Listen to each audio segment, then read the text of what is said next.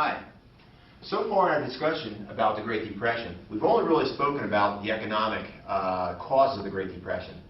Things like stock market speculation and the margin, buying stocks on the margin, and the difficulties we see in the stock market. We also spoke about the uneven distribution of wealth, how very few people had a whole lot of money and a whole lot of people had a very small amount of money. We also looked at things like different government programs that favored the rich.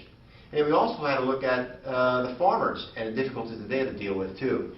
Things like falling crop prices and decreasing demand. And then there's also, of course, the Dust Bowl. Now what we're going to look at is the effects that the Depression had on people in general. How they lived through the Depression, how did they deal with it, how did they cope with it and the difficulties that they experienced, where did they live, and how did they eat. Watch this.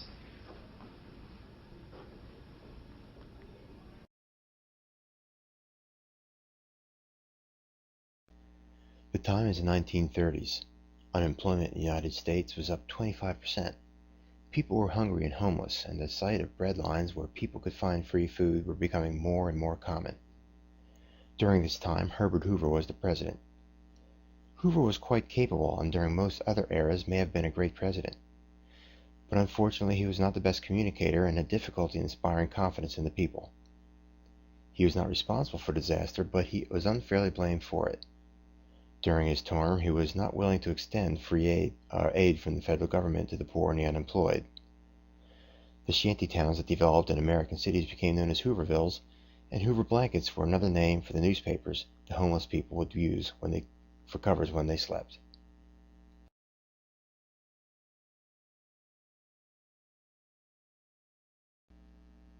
Hoover also failed to deal with the so-called bonus army.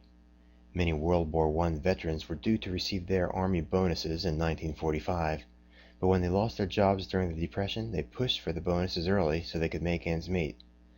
Several thousand members of this bonus army gathered in Washington, D.C. in a Hooverville they called Bonus City to press the federal government for their money.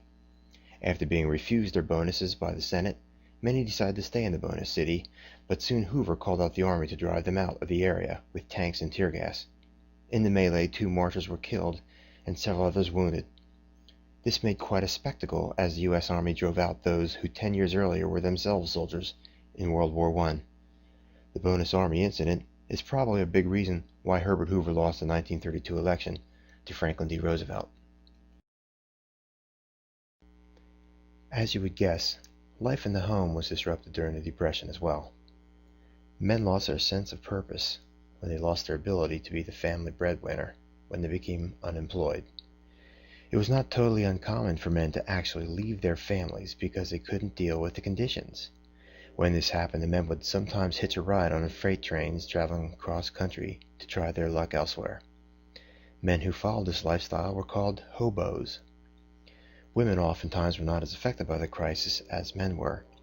They still had their household chores and the kids to take care of, and some women actually took up work of their own, going on to become teachers and secretaries. In fact, the employment of women actually rose in some areas of the country.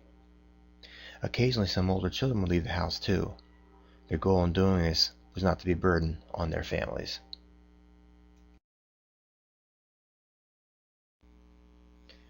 Finally, farmers living in the Midwest had to deal with the Depression and the Dust Bowl too. Many farmers stuck it out throughout the Dust Bowl era. Still many thousands more picked up and moved elsewhere looking for work. Since many of them came from Oklahoma, they were called Okies, but the term soon was used for migrant workers in general. The destination of many of the Okies was California, Oregon, and Washington after they learned of an abundance of agricultural work there. But in reality, there were way too many workers, and many Okies wound up living in extreme poverty in roadside campsites. Farmers in general had a really difficult time psychologically. Born and raised in rural areas, they were brought up to believe in a good wage for a hard day's work, so many could not understand why they were so poor when they worked so hard.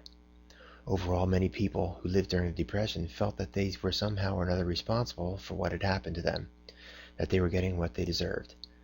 While this certainly was not true, it was a nagging feeling that many felt even after the Depression was over.